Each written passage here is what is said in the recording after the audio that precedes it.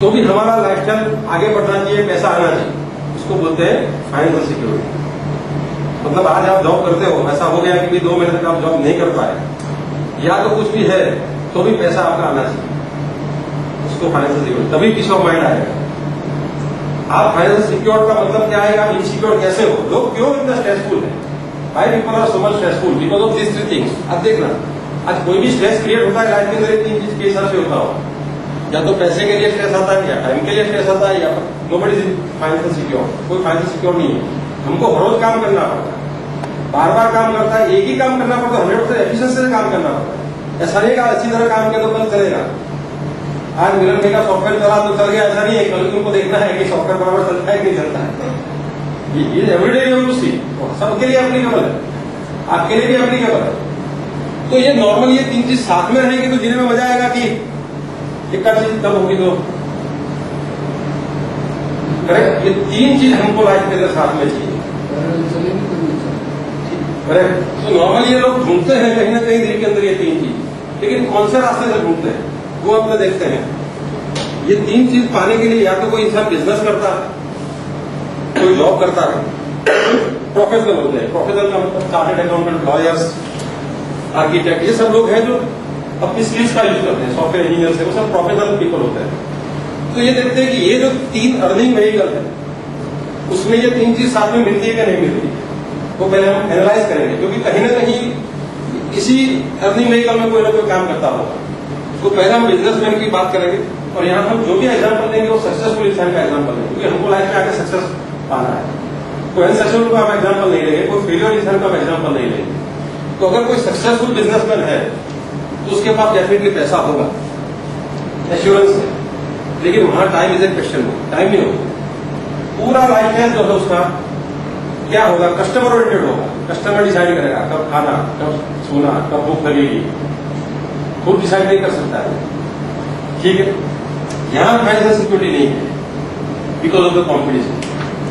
Day by day competition बढ़ रहा है, टेक्नोलॉजी बढ़ रही है, इंफ्रास्ट्रक्चर बदल रहा है। आज समझो मेरी इच्छा होगी कि मेरी लंबी गाड़ी है और मुझे दूसरी गाड़ी लेनी है, तो ये जो अगर मेरी इसकी फैक्ट्री है, समझो मैं उसको 40 रुपये में बेच रहा हूँ, अब मैं कल ऐसा बोल दूंगा कि 80 रुपये में बेचूंगा तो कोई लेगा मेरे से, because of the competition, law of demand and supply.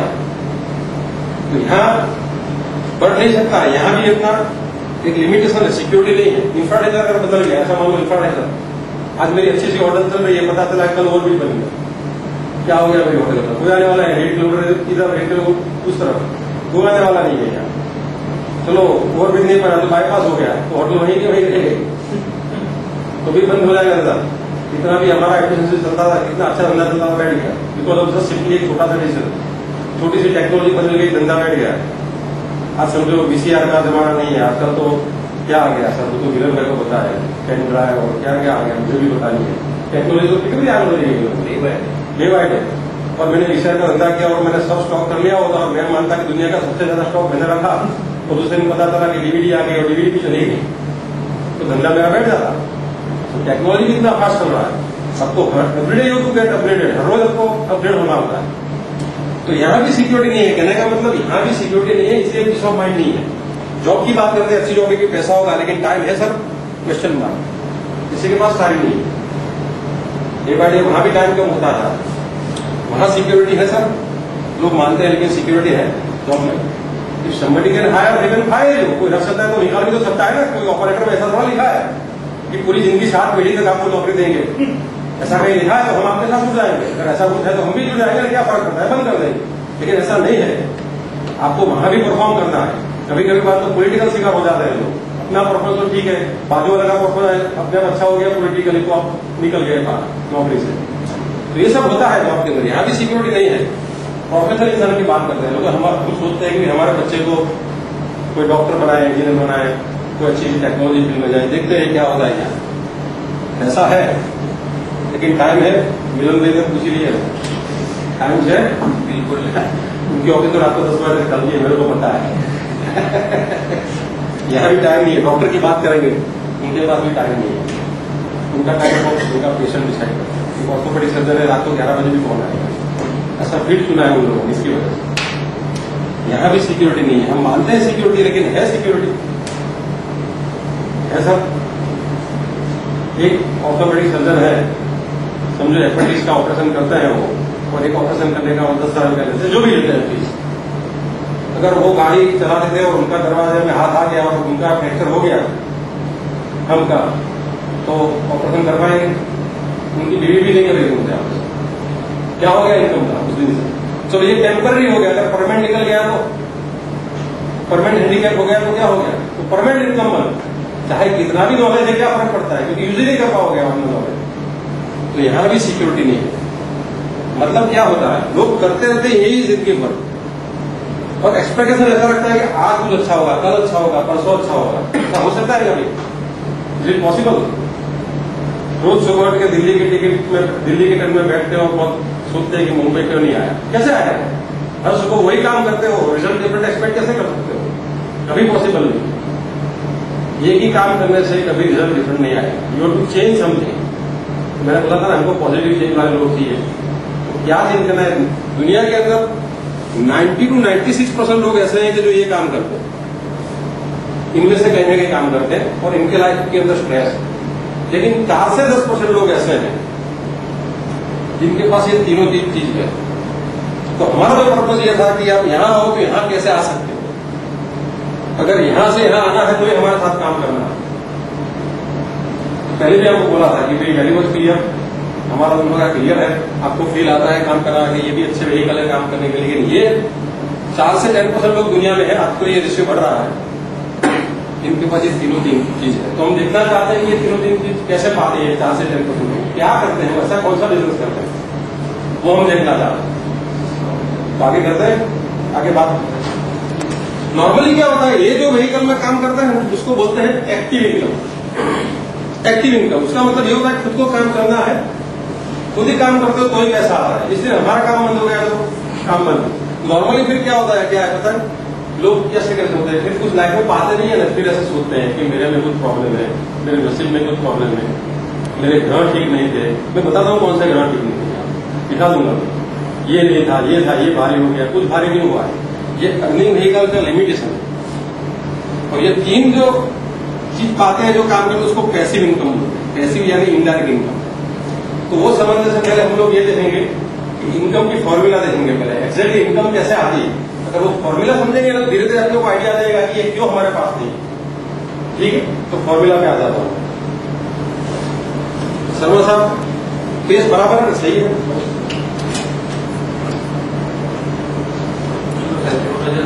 Okay sir. हम लोग जो पैसा कमाते हैं फॉर्मूला जो है ना पैसा कमाने, क्या फॉर्मूला है इनकम? सबसे बड़ा यही है सस्पेंस पूरा। इनकम की फॉर्मूला देखेंगे तो आइडिया आ जाएगा।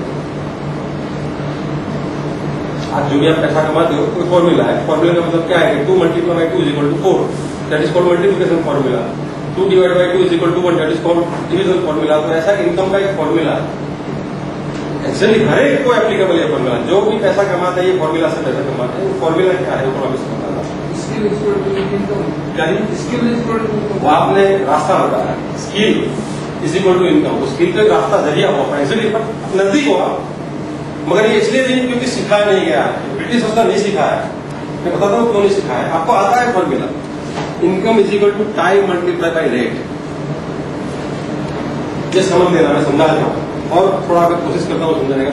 समझो आज आप 1000 रुपीज पर डे कमाते हो, दिन का 10 आवर काम करते हो, जो भी आने जाने में कहीं भी जो भी, तो पर आवर कितना रेट हो गया आपका? 100 रुपीज हो गया आपका पर आवर रेट, 100 रुपीज हो गया। क्लियर? अब मैंने ये फॉर्मूला दे दिया, अब इसी फॉर्मूला में लोग दौड़ रहे हैं। मैं बताता हूँ कहाँ कहाँ किस तरह लोग दौड़ते हैं। अब ये जो 90 to 96% लोग जो मैंने बताया ना, ये रेट बढ़ाने के पीछे दौड़ रहे हैं। अब रेट किस तरह बढ़ता है? ये ट्रिपल ई, या तो एजुकेशन बढ़ाते हैं, तो आपकी बात पे आ जाओ, कहीं ना कहीं एजुकेशन ज्यादा लेने की कोशिश करते हैं। दूसरी बात ये एक्सपीरियंस, कुछ एक्सपीरियंस बढ़ता है तो आपका रेट बढ़ सकता है। तीसरी बात आ गई एक्सपर्टीज, जो आपका स्किल्स, जो आपने शब्द यूज किया वो स्किल्स, वो एक्सपर्टीज बोलते हैं उसको। ये 3 चीज बढ़ाने की कोशिश करते हैं, लेकिन एक लेवल से ज्यादा आपके कंट्रोल में रेट है सब, क्योंकि आपके साथ बाजू वाले की एक्सपर्टीज बढ़ती है, कॉम्पिटिशन बढ़ता है डे बाय डे। ऐसा नहीं कि हमारी एक्सपेंस बढ़ रही है। मतलब क्या है कि अगर एजुकेशन से एकदम रेट बढ़ता तो हर पीएचडी वाला दुनिया में मल्टा मिलियनर होता, लेकिन वास्तव में उल्टा है। अगर एजुकेशन से बहुत पैसा वाले हो जाते हैं तो पीएचडी वाले सब पैसे वाले होने चाहिए, इससे ज्यादा कोई डिग्री नहीं। एक्सपीरियंस की बात करते हैं तो हर 60-65 एज वाला, उससे ज्यादा तो किसी पास एक्सपीरियंस है नहीं, तो वो भी मल्टा मिलियनर होना चाहिए, वो भी नहीं है। आज जॉब के अंदर समझो एक्सपीरियंस का वैल्यू होता है, तो जॉब के अंदर ऐसी एडवर्टाइजमेंट आनी चाहिए कि 65 वाले को पहले लेंगे, 80 ईयर वाले को पहले लेंगे, उसके बाद फिर लेंगे। उल्टा होगा, यंग तो पहले लेते हैं। मतलब एक्सपीरियंस का भी कोई वैल्यू नहीं है, दिखने में ऐसा लगता है, ऐसा जो डोंट हैव एनी वैल्यू। तो 90 साल का बुढ़े जो कमर में काम रख के उनको पहले लेंगे नौकरी पे, चलो 2 घंटा उसका तो कुछ लाभ मिलेगा हमको, लेकिन ऐसा नहीं है।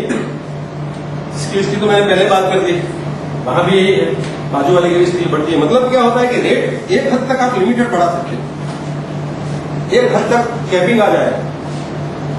बिजनेसमैन के मैंने बताया कि मैं 20 रुपया देता हूं तो पेन का शायद 30 रुपया कर सकता हूं, थोड़ा बहुत क्वालिटी में होती है, लेकिन इसका 60 नहीं कर सकता। मैं अगर कोई फीस लेता हूं 10 साल ऑपरेशन करेगा तो एक सीधा सा मैं 40 साल नहीं कर सकता। मतलब क्या है, यहाँ एक लिमिटेशन है।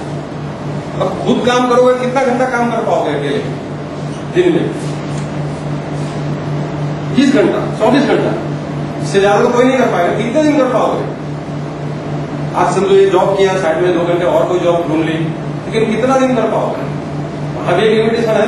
तो लिमिट मल्टीप्लाई बाय लिमिट। तो इनकम कभी अनलिमिटेड हो सकती है सर? 2 चीज लिमिट से लगी हुई है, कभी इनकम अनलिमिटेड नहीं हो। लिमिटेड ही रहे, आपके कंट्रोल में नहीं है इनकम, किसी और की चीज के कंट्रोल में इनकम। मगर इसी फॉर्मूला को आप समझे कि दिन का अगर आपका 100 घंटा काम होता है तो इनकम बढ़ेगी कि नहीं बढ़ेगी? आपका 1000 आवर्स काम होता है, बढ़ेगी। मतलब जितना टाइम बढ़ेगा इतनी इनकम बढ़ेगी। तो यही जो 4 से 10% लोग वो टाइम बढ़ा देंगे, इस तरह टाइम बढ़ा दें वो समझना होगा। इस प्रकार का बिजनेस से टाइम बढ़ता है। तो इसी फॉर्मूला को हम आगे लेके समझाएंगे। जैसे जैसे टाइम बढ़ता रहेगा, जितना टाइम का लिवरेजिंग होगा, टाइम का डुप्लीकेशन होगा, इतना इनकम बढ़ेगा। ये क्लियर हो गया सब। और दूसरी बात, यहाँ क्या है, इसको बोलते हैं लीनियर इनकम। लीनियर इनकम में सीधी आओ, टाइम दो तो पैसा, जिस दिन टाइम देना बंद हो गया तो इनकम बंद।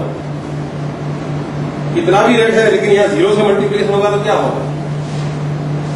मैंने बताया कि आप नौकरी पे जा ही नहीं पाओगे तो क्या फर्क पड़ेगा? नहीं कुछ कर पाओगे ना, 0। तो ये जो 4 से 10% लोग हैं, 7 से 10% लोग, वो क्या करते हैं? वो देखो किस प्रकार का बिजनेस करते हैं। वो फ्रेंचाइजिंग कंसेप्ट से बिजनेस करते हैं। फ्रेंचाइजिंग कंसेप्ट, इस कंसेप्ट को समझना, एक डिस्ट्रीब्यूशन और प्रॉफिट शेयरिंग सिस्टम है। डिस्ट्रीब्यूशन का और प्रॉफिट शेयरिंग का सिस्टम है। तो किस प्रकार ये बिजनेस चलता है मैं आपको समझाता हूँ।